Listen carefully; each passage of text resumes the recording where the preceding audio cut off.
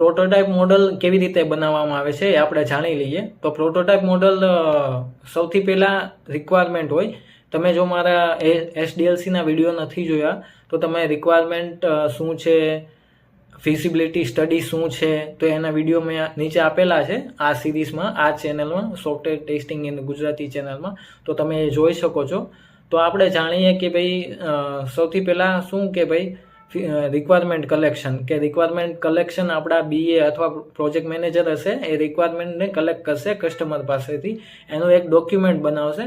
Document ઉપરથી તમારી feasibility study થશે કે ભાઈ આ એકચ્યુઅલ ફિઝિબિલિટી સ્ટડી શું છે, મેં ઇન ડિટેલ એસડીએલસીના વિડીયોમાં સમજાવ્યું છે, તો તમે એ જોઈ શકો છો. હું ઓવરવ્યૂ આપી ગયો કે ફિઝિબિલિટી સ્ટડી શું છે. તો ફિઝિબિલિટી સ્ટડી એટલે કે ભાઈ આ સ્પેસિફિક જે સોફ્ટવેર છે એમાં આટલી રિક્વાયરમેન્ટ છે, આટલા સમયગાળામાં રિક્વાયરમેન્ટને કમ્પ્લીટ